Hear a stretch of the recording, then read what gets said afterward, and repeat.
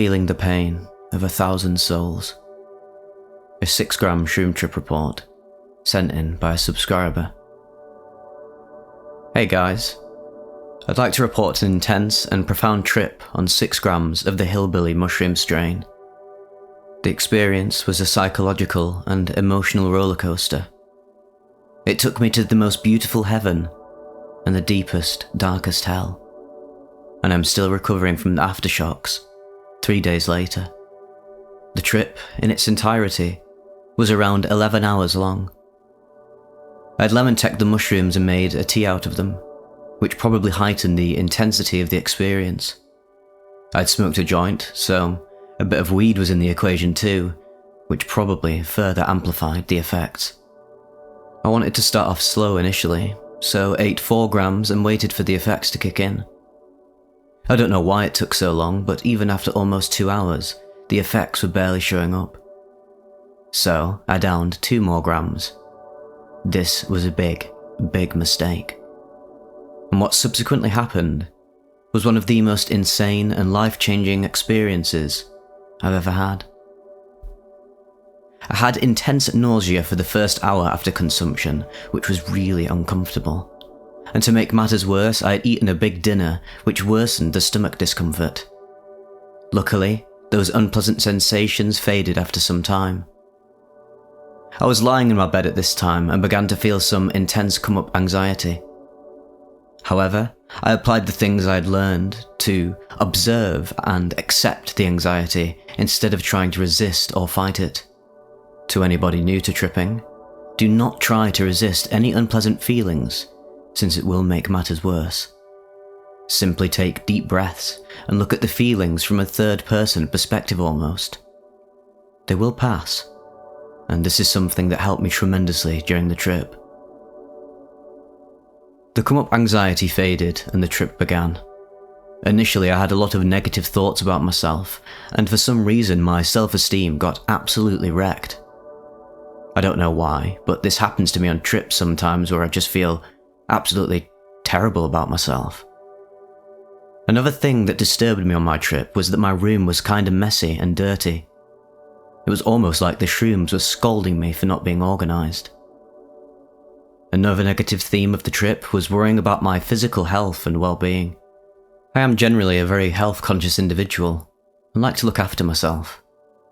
However, I had let myself go the week leading up to this trip, and the shrooms made me realise it. They made me feel an intense fear of the chemicals and microplastics we are consuming on a daily basis nowadays. After some time, I got up and started walking around a bit in my room to feel better.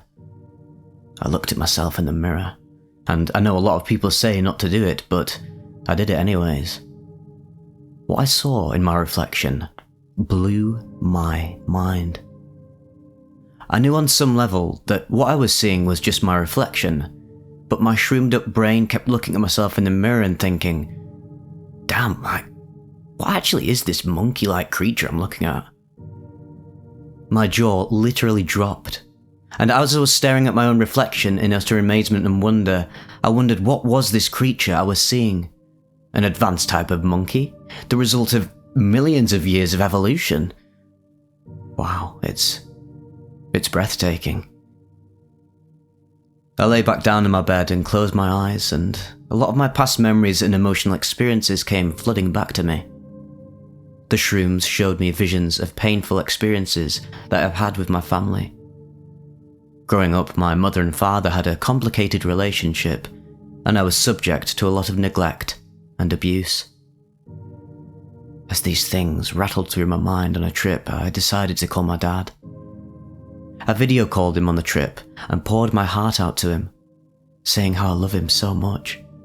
He was actually super understanding about everything, and comforted me by saying a lot of people do generally funky stuff, like shrooms when they are in their early 20s, and to not beat myself up about it too much. He was there for me, a trip sitter in respects, for a portion of the trip. We talked about our past relationship issues, and it felt really good for me to just open up. After the call, I closed my eyes and tried to relax. And this This is where the trip got really messed up. I had reached the peak, and boy, was it a high peak. There was an intense body load present, and I felt a powerful sense of warmth come over me, although it wasn't a pleasant warmth. It almost felt like I was an overheating computer. As I lay there with my eyes shut, thoughts of life and death raced through my mind. The grandma of one of my close childhood friends had passed a few days ago. I wondered what it would feel like to die myself. An intense fear overtook me. I saw awful and blood-curdling visions of people dying.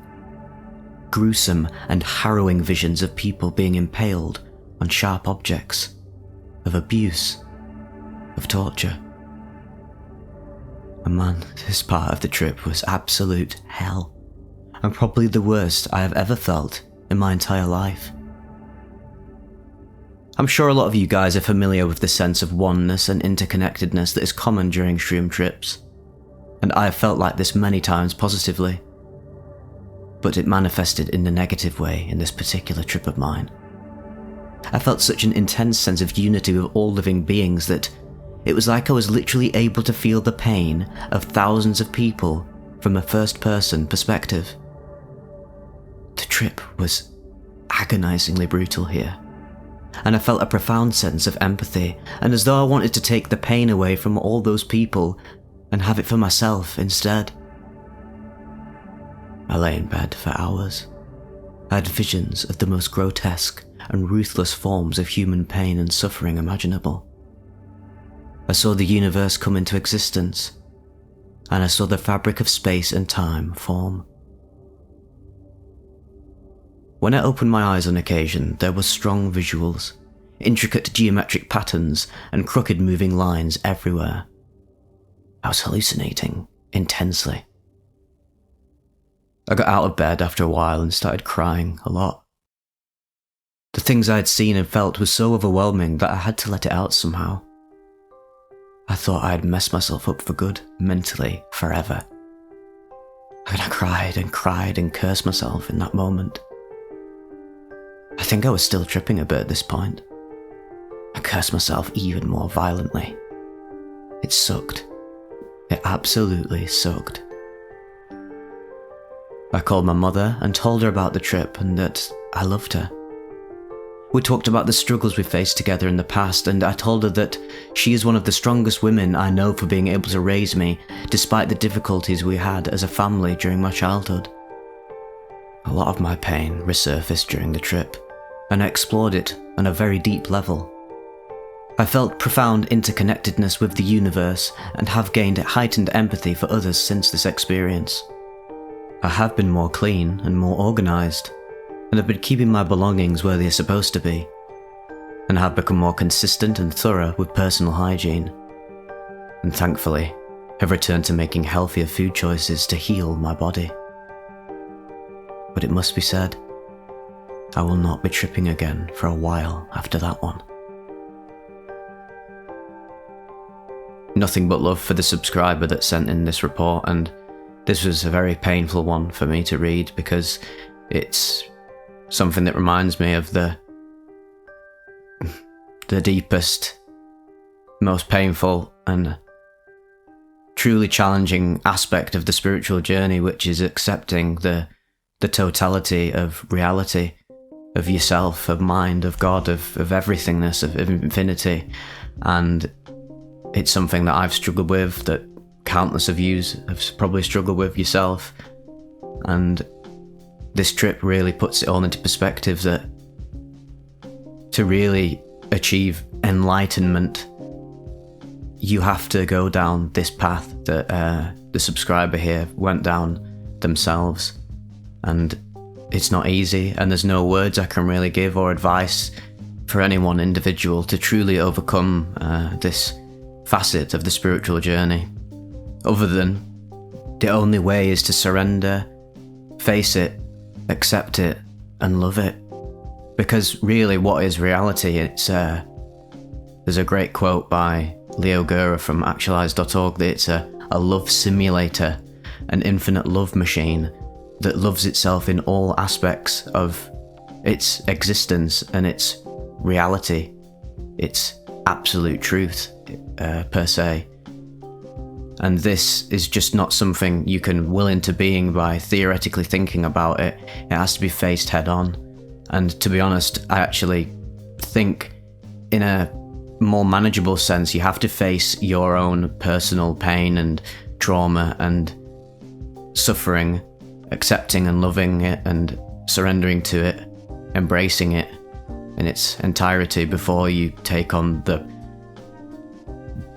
godly task of processing and integrating the suffering of all beings. But it's not all doom and gloom, and it's not all pain and suffering. What this trip also really hammered home is the therapeutic reality of the mushroom experience. What I thought was really the most touching about this was him reconciling with his mum and dad, perhaps even reaching a new level of relationship with them, amplifying the love. And here we go, this is where we get the love aspect, is that the love is brutal and it's overwhelming, actually, in a sense, the idea of infinite love, especially for the finite egoic mind. But really underneath all of this, all underneath the Maya, the illusion, or sort of even the illusory nature of suffering, which ties into the paradox of like fear and suffering in itself, where because we do occupy this finite existence right now, well, there has to be an acceptance of what we've got ourselves into as like spiritual beings coming into this world of pain and suffering and fear, is that we do have to accept and transcend it. And then when you transcend it, which is just, again, not easier said than done, but when you do fully transcend it, which is possible but for only the most hardcore spiritual people, you do realise that it all was just an illusion. But again, I can say these things, but I've not realised it within myself. I've not actually integrated many of my darkest thoughts and darkest trips, and I'm still continuing to do that. And I think that's why I actually avoid psychedelics right now, because I need to really integrate it within the here and now, and actually been getting more into meditation and mindfulness again, and trying to go back into the human realm and keep myself out of the astral for a bit. Because at the end of the day, like, if I go into a trip with the thoughts and feelings I have right now, it probably could manifest in a way like this, and I'm just not ready to accept it, regardless of the thing is, if you go into it like how this person did, 6 grams of the hillbilly mushroom strain with weed, with the thoughts going into it, you're going to get an experience like this in it, whether you like it or not. And it will put you off tripping for a while, but in a twisted sense, this person will reflect on this in the long run and be like, wow, that was actually the most life-changing, profound and most transformative experiences of his whole life. And that actually him facing hell was what allowed him to craft heaven out of the darkness by murdering, probably not the best of words, but, well, healing the dark with the light and truly actualizing the spiritual experience of awakening and enlightenment and realizing what you truly are, which is love underneath all of it. But the cost of not having this infinite love at infinite times is that we have to come into an experience of finitude, and with that comes the darkness. But the beauty of the spiritual path and psychedelics, just all of these practices and work we do on consciousness and ourselves as beings, as souls, as aspects of God self, God mind, whatever you want to call it, is that there is always the light at the end of the tunnel, and that is actually the truth. That is actually the substratum of reality. Is the white light? Is the bliss? That's what is the undercurrent of everything. It's like David Lynch said, inside us there is an ocean of infinite consciousness that lies at the base of all matter and mind. Truly one of my greatest inspirations, and someone who tapped into this well of consciousness, an ocean unbound, wide, all-encompassing. That was sort of like David Lynch meets Terence McKenna there. A new hybrid. But yeah, hope you all got something out of this report, and that I understand that. I mean, how it's hard for me to read these. It must be so hard for some of you to listen to and to take in, and I feel that emotional labour, the emotional strain of trying to accept this and integrate it into your personal life. But when we are serious about being on the path, this is something that will come up, and you have to face it head on with consciousness and acceptance, surrender. The biggest thing about the human experience, the biggest thing you can do is surrender to everything, and it's actually the hardest thing.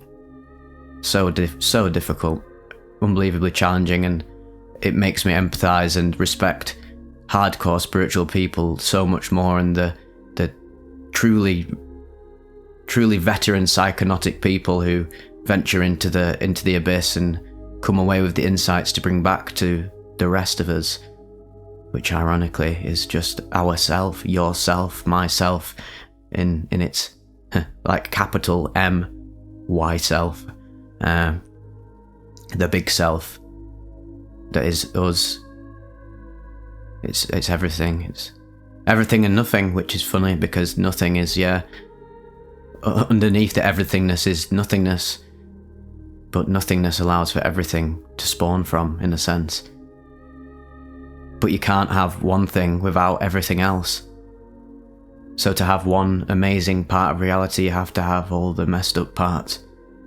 And this is the sort of the tragedy of human existence, is that we have to suffer through it and struggle through it to eventually, if you're serious about it, to realise it and actualise it in yourself and achieve nirvana. But you can only get to nirvana through wading through hell. Everyone's journey is very different. Some people's journey will literally be more hellish than others. Some people might just literally realise nirvana like that, like they might just have a random spiritual awakening and they'll just get through it. But most people, you look into them, so many of the spiritual masters and gurus, Eckhart Tolle, great example, he didn't have his spiritual awakening until he literally went through a process of wanting to unalive himself to the literal moment he was going to do it, and then he had his spiritual awakening, and you can't even fathom how much suffering and emotional agony that you'll have had to go through to reach that point. And this is often when the spiritual awakening or the spiritual path sort of catalyzes, is in your darkest moments. I've said many times that I'm currently going through my dark night of the soul, and 100% I'm experiencing so much of this emotional labour on a day-to-day basis, and thankfully I have this outlet through YouTube and this great community and beautiful minds, insightful people to share it with, and I do read all your comments and really love every single one of you as unconditionally as I am able to in my own limited experience of life. Yeah, I'm working through a lot of stuff spiritually, emotionally, mentally, even physically, but I know that there is always a light at the end of the tunnel and hope to be found within Pandora's box, because sometimes we get lost on the idea of Pandora's box being full of the darkness and the hopelessness and the pessimism. But what was the other aspect of Pandora's box was all the hope, the optimism that all the darkness could be vanquished, and it can be. That is the beauty of reality, is that it can be vanquished with light and love.